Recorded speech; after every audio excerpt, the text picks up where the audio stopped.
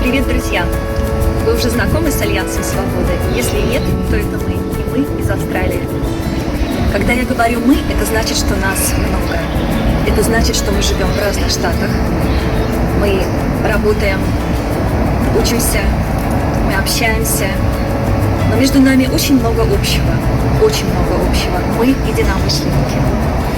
Фильм, который сделали для вас мы, Альянс Свободы и наши друзья, он особенный. Он о дипломатии русского мира. Той самой, которая комфортно проживает здесь, в Австралии, в стране кенгуру. Что это такое русский мир? Лично для меня концепция русского мира стала интересной относительно недавно. Довольно много лет живя в эмиграции, я не замечала, что сознание соотечественников, выходцев из России, охвачено так называемым патриотическим туманом. И что интересно, пропагандистская машина впечатала в сердца, именно так, в сердца и души россиян совсем не музыку Чайковского или поэзию Лермонтова, а нечто совершенно другое.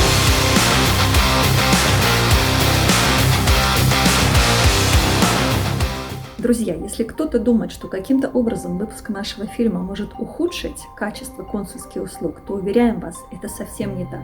Консульские и посольские отделы занимаются разными вопросами.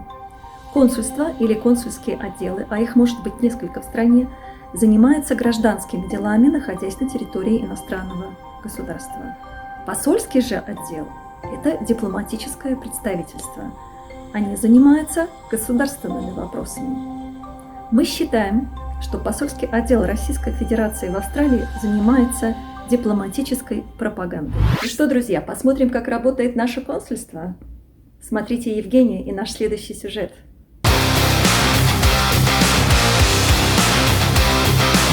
Всем привет! Меня зовут Евгения Монакова, и вот уже 4,5 года я живу в Австралии, в городе Мельбурн. И на данный момент у меня есть только российское гражданство и никакого другого. Я попыталась записаться на сайте нашего консульства на прием.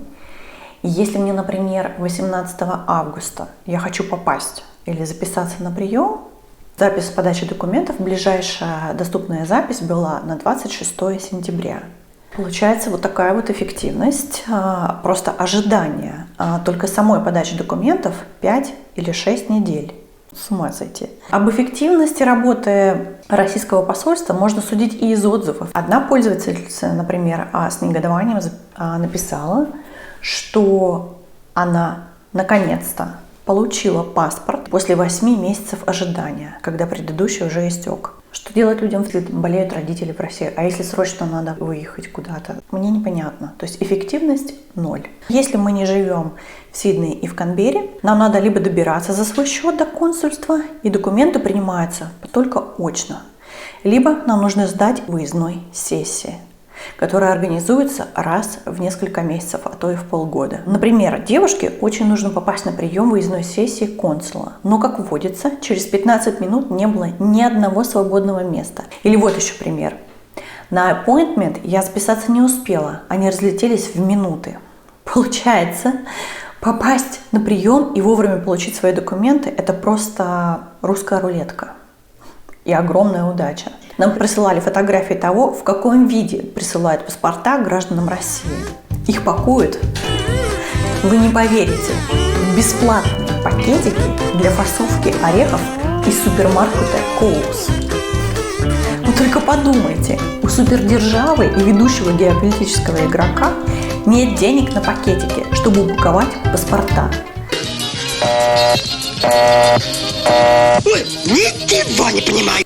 Как, например, работает диппредставительство той же Франции. Вот это здание французской дипмиссии в Мельбурне. Оно совершенно небольшое и даже, можно сказать, неприметное, не обнесено никакими заборами абсолютно. Так вот, диппредставительство Франции имеется в Сиднее, в Перте, в Мельбурне, в северных территориях Тасмании. Конкретно диппредставительство Франции в Мельбурне работает для приема граждан ежедневно с 9 утра до часу дня. И на прием можно там записаться. Я открыла сайт пожалуйста, любые даты. Если работать даже не весь день, а всего лишь, но ежедневно, с 9 утра до часу, то вполне можно обслужить большинство нужд граждан Франции. И для этого не нужно иметь огромные площади, 8-этажные здания, обнесенные забором и прочее, и прочее, и прочее. А на что ушли те деньги, которые могли бы быть потрачены на достойную упаковку для паспорта, мы покажем вам чуть позже в нашем ролике. Не переключайтесь. Здравствуйте, меня зовут Фомин Илья, я президент Свободы Alliance в Новом Южном Уэльсе. Я хочу вам рассказать о функциях российских дипломатических миссий. Прежде всего, уточним разницу между послом и консулом. Их должностные обязанности различные и определяются двумя разными документами: Венской конвенцией по дипломатическим отношениям и Венской же конвенцией по консульским сношениям. Почему у дипломатов отношения, а у консулов сношения, мы достоверно не знаем, но именно так звучат названия официальных документов на русском языке. Функцией посла, сообразно Венской конвенции, является представлять свою страну, участвовать в переговорах от ее имени, укреплять научные, культурные и экономические взаимосвязи, а также всемерно способствовать дружбе между народами. Получается ли это у российских дипломатов? Буквально за месяц до начала полномасштабного вторжения России в Украину российский посол обрушился с резкой критикой на правительство Австралии и австралийские СМИ, обвиняя их в разжигании русофобии и нагнетании истерии. Он утверждал, что никакой войны между Россией и Украиной быть не может. Он врал, он подло и мерзко врал. Своей ложью он поставил крест на возможности доверительных отношений между Россией и Австралией. Именно это он и констатировал месяц назад, когда в своем интервью сказал, что отношения России и Австралии находятся на низшей точке за десятилетия. Получается, свою главную функцию он провалил. Миллионы людей не были бы вынуждены бы, возможно, покинуть свои дома, если бы хоть кто-то из этих послов сказал бы правду. Но только у одного российского дипломата в Женеве хватило совести сделать публичное заявление и уйти со своей позиции после начала вторжения. Посол России в Австралии потерял наше доверие как представители российской диаспоры. Мы не хотим, чтобы этот человек от имени всех россиян распространял тут свою ложь и путинскую пропаганду. Мы не хотим, чтобы этот человек говорил от лица всех россиян, так же как вторжение России в Украину осуществляется от имени всех россиян. Но про пропаганду мы поговорим чуть-чуть позднее, а сейчас вернемся к функциям дипломатов и консулов. Функции консулов определяются Венской конвенцией от 1963 года. Помимо укрепления научных, культурных и прочих взаимосвязей, они занимаются оформлением виз, выдачей паспортов, вопросами нотариата и всеми остальными вопросами. То есть для полного обеспечения нужд как австралийцев, так и россиян достаточно всего пары консулов и секции интересов России при посольстве какой-то третьей страны. Именно так и устроены дипломатические отношения России и Грузии после того, как Россия оккупировала Южную Осетию в 2008 году. Но сколько же на самом деле сотрудников дипломатических миссий России в Австралии? Если мы зайдем на официальные сайты, мы увидим 5 человек в Генеральном консульстве и 9 человек в посольстве России. Если это полные списки сотрудников, то для них достаточно всего пары офисов. Но сейчас вы увидите, какое колоссальное количество недвижимости находится в их распоряжении.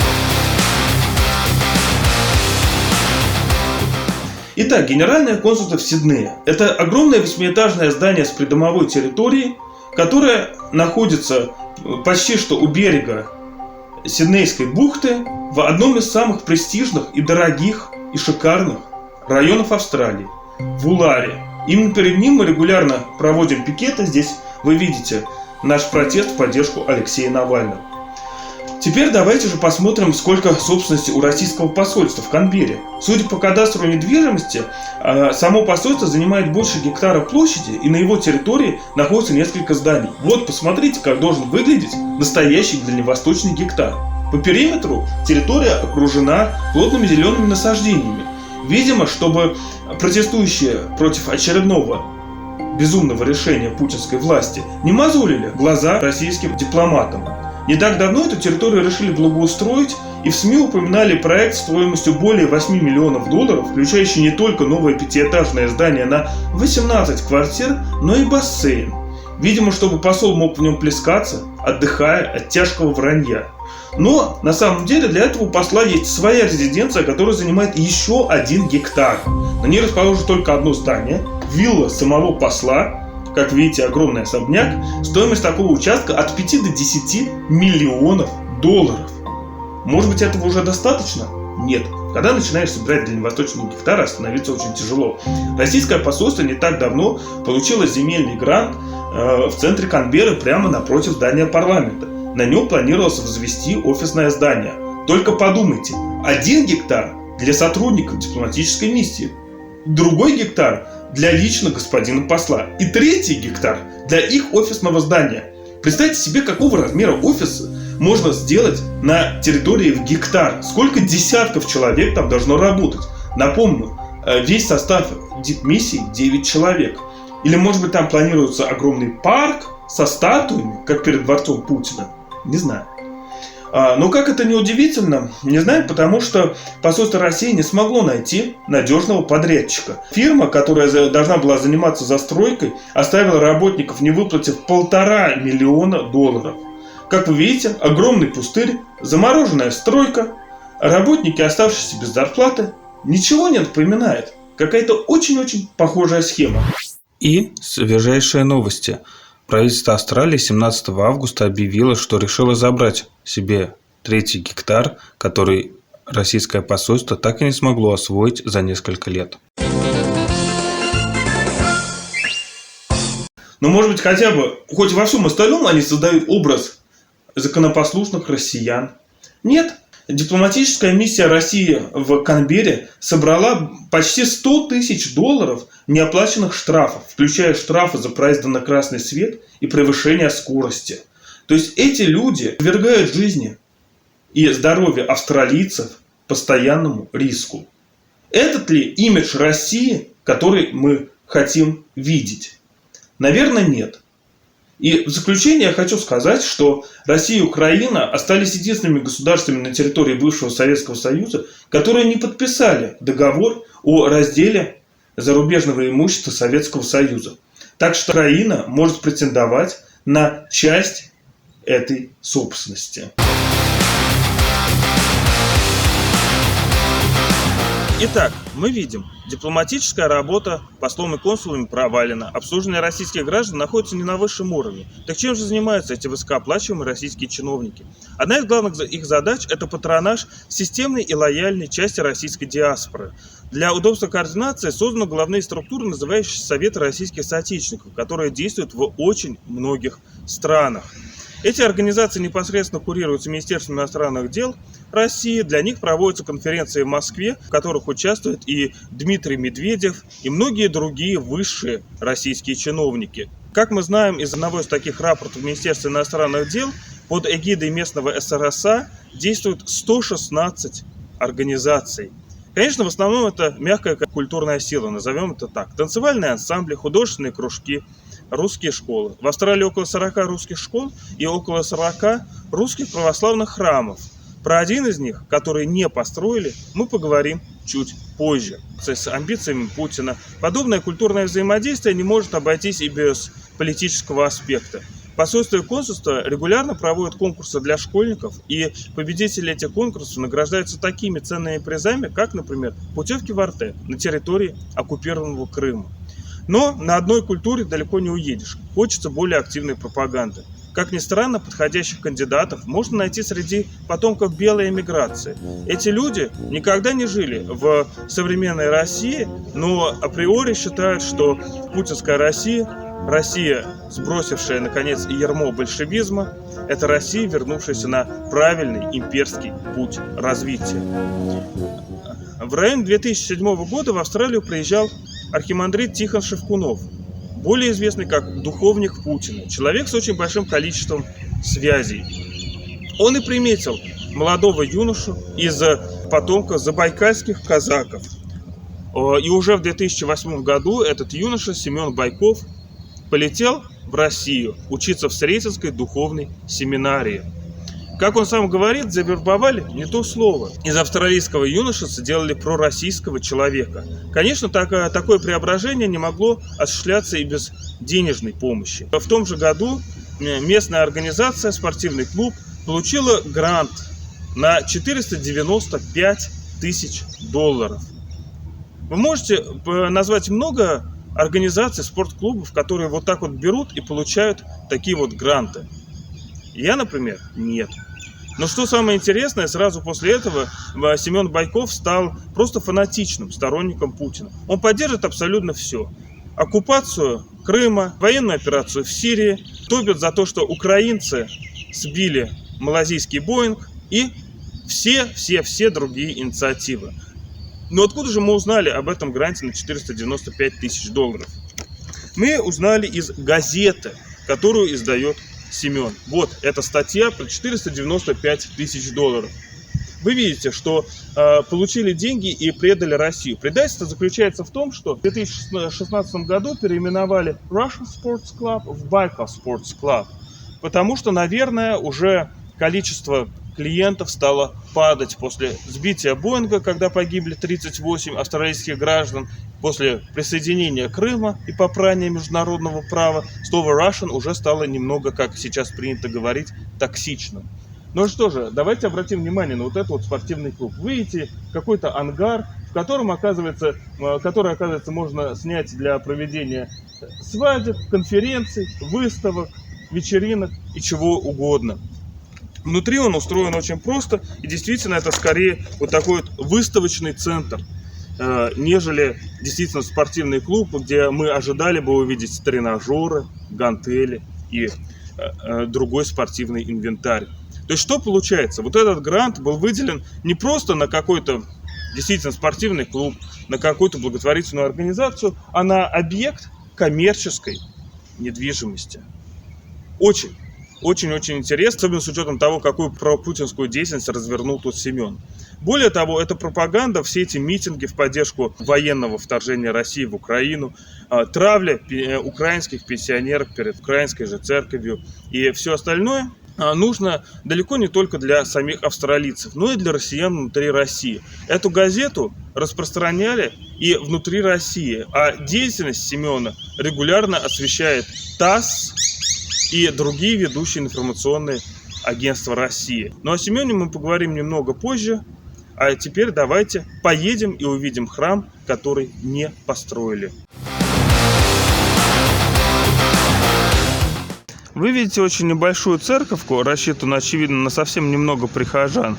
Ее отличает от других 40 русских православных храмов Австралии то, что это ставропихиальный приход, то есть он находится в ведении непосредственно патриарха Русской Православной Церкви Московского Патриархата.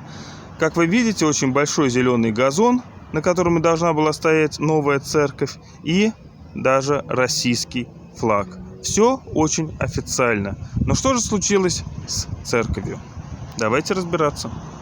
Эта церковь располагается в одном из густонаселенных пригородов Сиднея, Блэктаун. Местные священники утверждали, что имеющегося здания недостаточно для всех прихожан, почему и было решено построить новое. Священники полетели в Москву, и там коммерческая фирма сделала им проект. Посмотрите, какой сказочный терем должен был тут стоять. Настоящее произведение искусства русского деревянного зодчества. Были разработаны детальные планы. Здесь вы можете увидеть очень качественный рендер. Прорисованы все элементы убранства, декора храма. Этот храм двухэтажный, должен был вмещать до 300 прихожан площадью более 200 квадратных метров. Этот план был утвержден с патриархом Кириллом, и здесь вы видите, как российские дипломаты, предыдущий посол России в Австралии, участвуют в переговорах с местными официальными лицами. Была также проведена торжественная церемония закладки первого камня, здесь вы ее видите, на которой присутствовали как местные официальные лица, так и российские дипломаты. Нету никаких свидетельств того, что это строительство в принципе начиналось. И здесь возникает закономерный вопрос: а где? Российские дипломаты, несомненно, должны быть в курсе всего происходящего, и, казалось бы, они должны очень активно искать выходы из этой ситуации. Ведь именно они отвечают за реализацию статусных, имиджевых проектов для России. Наверное, так и надо, что эту церковь не построили, что деньги, которые были выделены на полеты священников, на переговоры с официальными лицами, приемы и так далее, куда-то ушли. Давайте же посмотрим на российскую пропаганду внутри Австралии.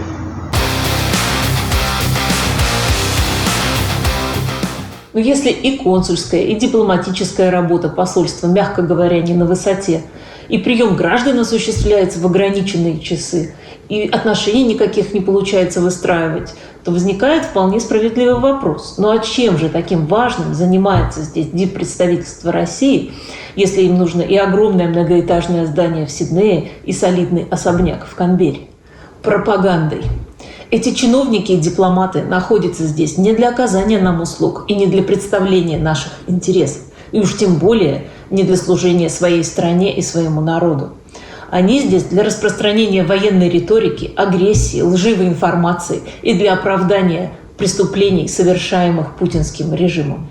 И все это, несмотря на то, что уже соглашение 1930 года, положившее основу дипломатическим контактам Австралии и СССР, в явном виде запрещали пропаганду дипломатическим работникам. Давайте заглянем на официальный сайт посольства. Здесь можно найти очень удивительные материалы. Вот, например, «7 чудес Крымской весны», материал некого фонда исследований проблем демократии «Украинские военные преступления», российская версия катастрофы малазийского Боинга MH17 вот, от ноября 2019 года. Ну, видимо, с тех пор России нечего сказать по этой ситуации. И даже большой митинг в Канберре 16 июля около российского посольства не побудил обновить эту позицию. Вот статья Лаврова об инсценировках как методе политики Запада и поздравление посла по случаю Дня России. Давайте подробнее остановимся на некоторых из этих материалов. Вот отчет об украинских военных преступлениях. Открываем, и что мы видим? Какие-то фотографии людей и краткие описания, как украинцы убивают своих мирных жителей, нападают на больницы и мирные здания, грабят. Ничего не напоминает? Ведь именно в этом обвиняют россиян, и в отличие от этого отчета существует уже огромное количество доказательств военных преступлений российской стороны. Но не беда, ведь один из методов пропаганды – это отзеркаливание, то есть обвинение противника ровно в том, в чем его обвиняет другая сторона. Кто как обзывается, тот так и называется. Символичное и название фонда, опубликовавшего этот отчет – Фонд исследования проблем демократии. Ну вот в России нет демократии, нет проблем. Среди недавних публикаций этого фонда мы не нашли ничего про проблемы демократии в России, но зато очень много про военные преступления украинских националистов и про честность и прозрачность выборов в России. Идем дальше. Вот статья Лаврова об инсценировках как методе политики Запада. Но тут вообще клейма ставить негде. Вот Буча, Мариуполь, Кременчуг и Краматорск – это все инсценировки. Даже сейчас, после обнародования многочисленных доказательств, посольство не посчитало нужным убрать эту статью со своего веб-сайта. А вот поздравление посла с Днем России, в котором он, разумеется, пытается нас убедить в том, как весь мир нас, россиян, ненавидит. А правда же состоит в том, что Россия дала упреждающий отпор посягательствам на ее безопасность. Это было вынужденное и неимоверно трудное, но своевременное и единственно правильное решение. Решение суверенной, сильной, самостоятельной страны. Далее посол пишет: «Я приветствую соотечественников, которые эту правду понимают умом и чувствуют сердцем. Признателен тем, кто не уступил психологическому буллингу, не бросился отрекаться и каяться, кто готов выражать и отстаивать свою позицию». Ну, соотечественникам, которые не согласны, собственно, с этой позицией, посол никакой признательности не выражает. Странно. На сайте еще много всего интересного и удивительного. Ну вот, например, в разделе «Противодействие терроризму» есть некий документ под названием «К вопросу о возможных химпровокациях на Украине». Заходите, изучайте, вам понравится. Ну вот мой личный фаворит – это ссылка на материал вот с таким названием Russian Federation, candidate 2021-2023, UN Human Rights Council.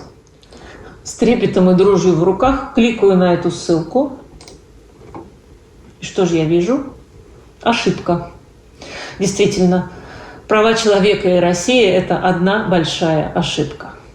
Надо сказать, что материалы с сайта, а также различные пропагандистские заявления МИДа дублируются и цитируются на страничке посольства в Фейсбуке, между прочим, экстремистской соцсети по российским же законам. Все эти материалы на английском языке, то есть они рассчитаны не только на русскоязычную аудиторию, но и на австралийцев.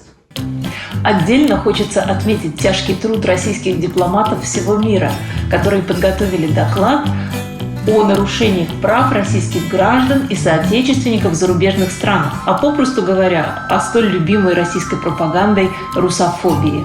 Вот этот доклад на ваших экранах. Он представляет собой сборник сочинений российских посольств в недружественных странах на 170 страницах. В нем, в частности, перечислены СМИ и организации украинской и российской диаспор, активно выступающих против войны, включая нашу «Свобода Alliance». То есть дипломаты активно собирают данные о противниках войны и режима.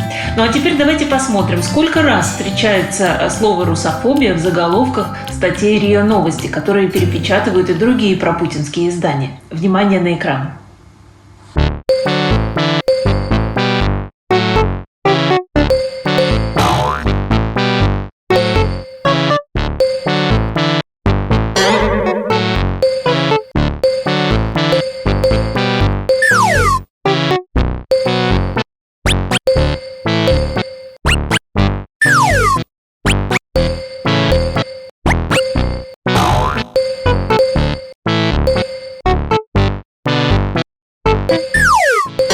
Таким образом, МИД и их местные отделения занимаются не только промывкой мозгов русскоязычных диаспор, но и создают темы для внутрироссийской пропаганды. Ну а теперь вопрос. Нужна ли нам здесь, в Австралии, российская пропаганда? Ведь мы уехали оттуда, чтобы этого не было в нашей жизни. Много лет мы смотрели на то, что показывает российское телевидение, и мы думали, ну на кого это рассчитано, кто в это может верить? Оказывается, очень много кто. Все это время пропаганда работала. Работает она здесь, в Австралии тоже. И мы не хотим, чтобы Россия вербовала здесь путинферштейеров и угрожала национальной безопасности Австралии и других стран. Мы хотим жить в свободной стране, а кровожадной риторике, которая идет вразрез со всеми демократическими принципами, здесь не место. Добрый вечер. Мы из Австралии. Меня зовут Иван. И сегодня мы продолжаем наш разговор о высылке российских дипломатов. Мои друзья и коллеги из «Свобода Альянс» уже рассказывали вам о том замечательном сервисе, который мы получаем здесь, в нашем посольстве и консульстве, и о тех гигантских, никому не нужных зданиях российских дипмиссий, которые у нас есть здесь. Мы погрузимся с вами в удивительный мир подонков, государственных воров и сексотов. Не переключайтесь, будет интересно. И начнем мы, пожалуй, с одной удивительной личности, с австралийского казака, с Семена Байкова. Семен родился в семье русских арбинцев здесь, в Сиднее, в 1990 году. Семен не является гражданином Российской Федерации и, скорее всего, и не собирается им становиться. На вопрос «Скажите, а вы не думали о российском гражданстве?» Семен Байков ответил так. «Для нас это главная проблема. Мы все хотим получить паспорта граждан Российской Федерации, но не можем. Посольство предлагает вступить в программу переселения соотечественников, но все дело в том, что нам не нужно переселяться. Мы живем в Австралии и хотим именно здесь защищать нашу родину, нашу Россию». А вот как Байков разговаривает с местными журналистами.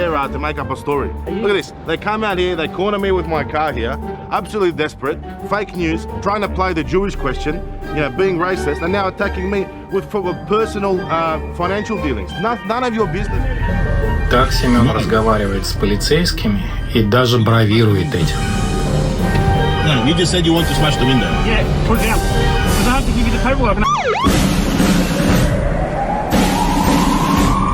Как вишенка на торте, на этих двух скриншотах вы можете видеть, как Семен обвиняет премьер-министра Скотта Моррисона в провокации России к войне с Австралией, не забывая при этом указывать, что он поддерживает Россию внутри вражеского государства. Обратите внимание на эту фотографию.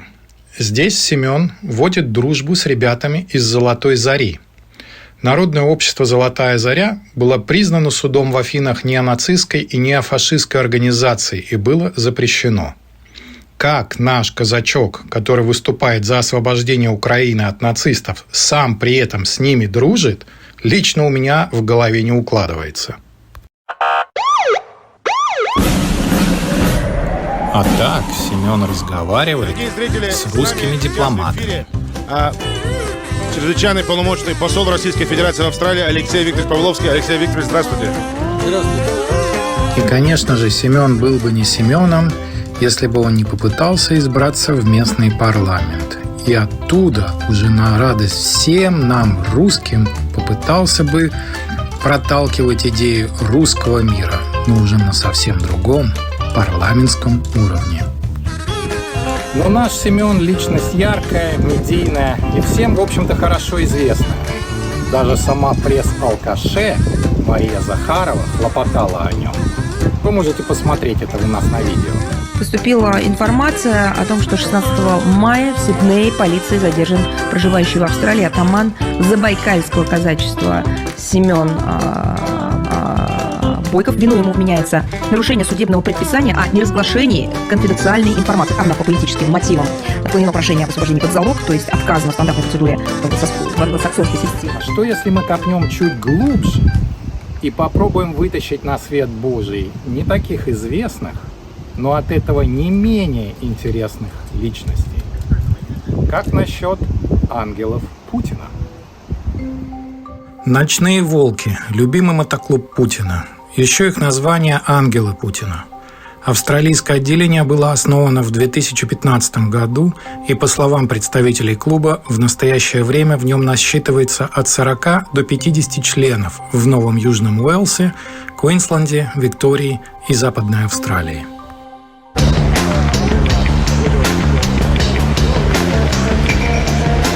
On a crisp Saturday morning in Sydney's south, a group of bikers is preparing for a ride. They're members of a pro-Russia club called the Night Wolves. Their nickname is Putin's Angels.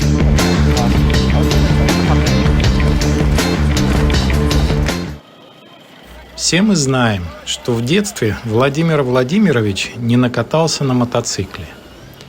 Зато теперь, когда у него в собственности целая страна, он расчесывает свой детский комплекс публично и с большим удовольствием.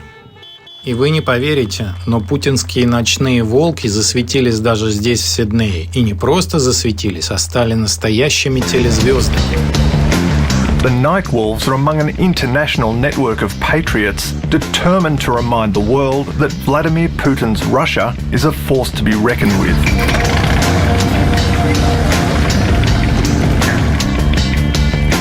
Putin sees such organizations as a significant asset in pursuing his particular goals, whether they be domestic goals or foreign policy goals.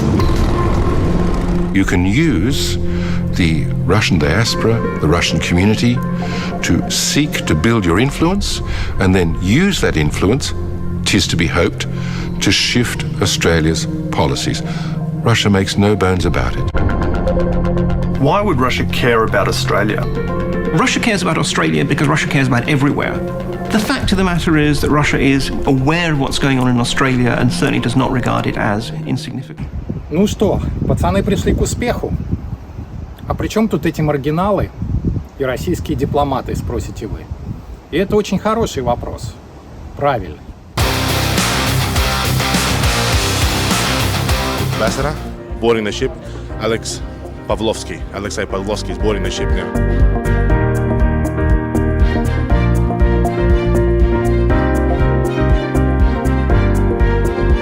И здесь мы видим знакомого нам Семена Байкова который командует крепкими ребятами в черных футболках с эмблемами русского байкерского клуба «Ночные волки», которые здесь выступают в роли вышибал и находятся на подтанцовке.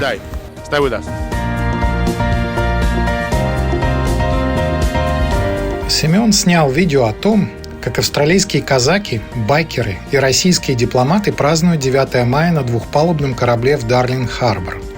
Любопытно, кто же оплатил этот банкет? Поиск аренды похожего по классу кораблика дает нам цену аренды в $1500 в час минимум. Плюс еда и напитки, плюс обслуживание. Похоже, что российские дипломаты денег на себя не жалеют.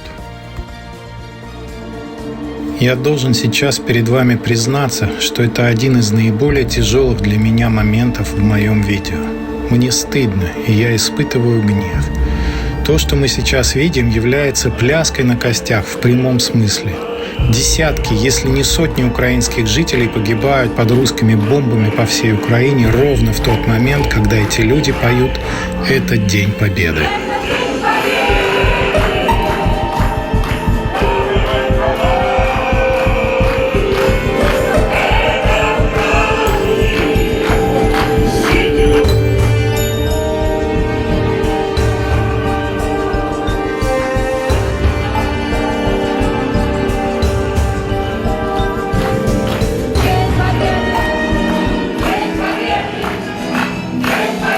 Это все?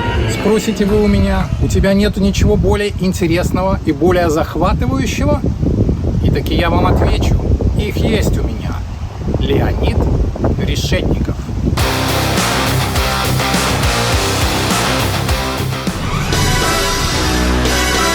Леонид Петрович Решетников родился 6 февраля 1947 года в Потсдаме в советской зоне оккупации Германии.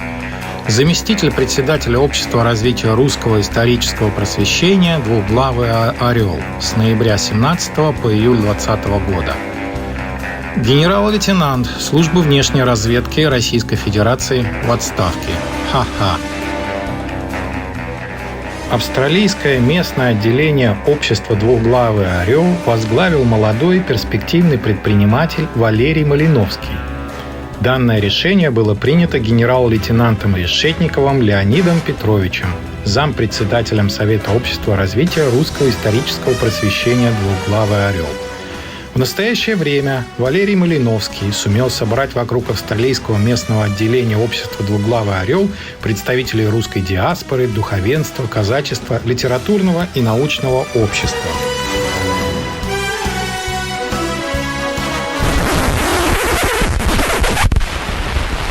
И вы такие: стоп, что? Иван, что ты несешь? Кто вообще все эти люди? Ну что ж, тогда я зайду чуть издалека. Дело в том, что Путин с некоторых пор стал сравнивать себя с российскими царями и вообще всячески пытался примерить на себя корону. Ну а если есть спрос, то тем более от самого, то появится и предложение.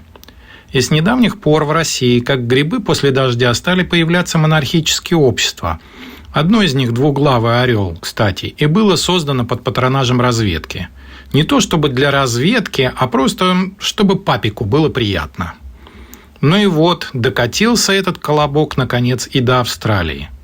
1 июня 2020 года на сайте все того же Байкова и все тех же казачков появилось сообщение о назначении неким генералом-лейтенантом службы внешней разведки некоего Валерия Малиновского на должность главы австралийского отделения. И, естественно, нам стало интересно, кто это такой никому неизвестный, перспективный местный бизнесмен, который собрал, возглавил и сплотил, который тут же смог подружиться не только с нашим атаманом Семеном, но и с господином консулом и с господином послом. И вот тут началось самое интересное.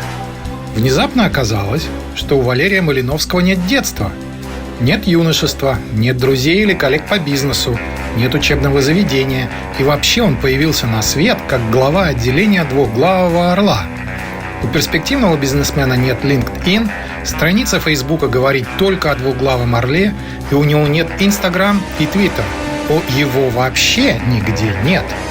Я один, кому кажется это очень странным, что господин Малиновский имеет только 2 фотографии на каком-то маргинальном сайте и больше ничего. Позвольте, спросите вы меня, а как же он служил в очистке, то есть что-то там предпринимал? И это замечательный вопрос, на который я не могу ответить. Я был настолько заинтригован тайной господина Малиновского, что даже включил Христа Грозева. Я стал искать о Валерии Малиновском все, как в открытых, так и в платных источниках. И кое-что мне удалось таки найти. Выяснилось, что у Валерия есть мама, которую он нежно любит, что у него есть сестра Юлия, проживающая в Венгрии, что Валерий любит яхты и океан. Это и фотография с мамой, кстати, 2 единственно человеческие фотографии Валерия, которые я смог найти. Что фото с яхтами нравится не только ему, но и его одногруппницам по университету, которые лайкают его яхты и море. Выяснилось, что Валерий действительно существует, и это его имя и фамилия, а не вот это вот все. С другой стороны, мы нашли бизнесы у местного подающего надежды бизнесмена. Много бизнесов. Как открытые и действующие согласно реестру ASIC, так уже и закрытые. Вот только, как вы уже могли догадаться, никаких следов финансовой деятельности, по крайней мере мне, найти не удалось. У фирм нет веб-сайтов, они не давали рекламы, неизвестен список их контрагентов и покупателей. Сами фирмы зарегистрированы на юнит в сиднейском таунхаусе, который давно уже видел лучшие времена. И жители того таунхауса никогда не слышали о Валерии Малиновском.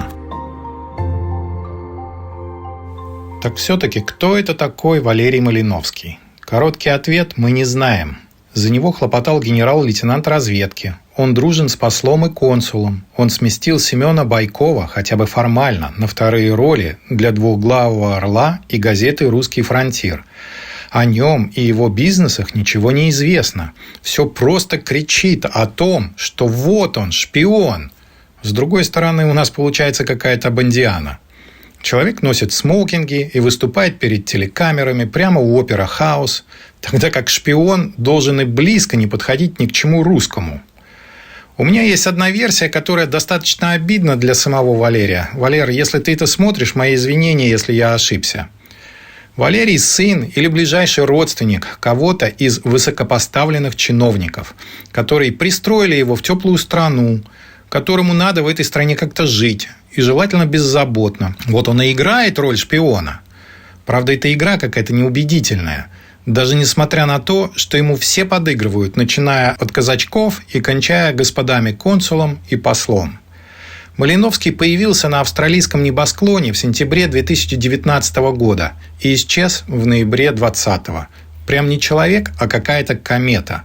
Блистательно, ярко, разбрасываясь деньгами, но быстро и, я надеюсь, бесцельно. Потому что, по крайней мере, официально заявленные цели точно достигнуты не были. Что же мы имеем в итоге?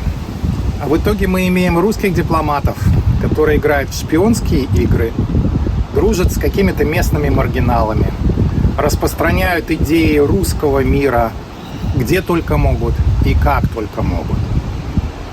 Я поймал себя несколько раз на том моменте, что мои пальцы на ногах поджимались от стыда от того, что я находил в сети. А теперь подумайте, известно ли об этих фактах австралийскому правительству? Лично я думаю, что мы даже не нашли 10-й части того, что известно властям о русских дипломатах. А теперь представьте, какая репутация у русских дипломатов. И у всех нас, русских, кто эти дипломаты нас представляет. Подумайте о том, достойны ли мы такой репутации. Подумайте, достойны ли мы иметь таких дипломатов, которые создали нам такую репутацию, которую поддерживают день ото дня. Подумайте об этом. Спасибо. Давайте подводить итоги нашему фильму. Как мы все прекрасно видим, дипломатическая работа посольства России в Австралии провалена. Даже сами послы вынуждены это признать. Все потому, что путинская власть не заинтересована в удобстве своих граждан или построении международных отношений. Они заинтересованы лишь в контроле над российскими гражданами, в том числе и тех, которые живут за пределами России. Путинская дипломатическая миссия в Австралии – это показательный пример их работы. Мы не видим никакого смысла, никакой возможности позитивного результата работы этих людей, которые разрушили доверие между Австралией и Россией.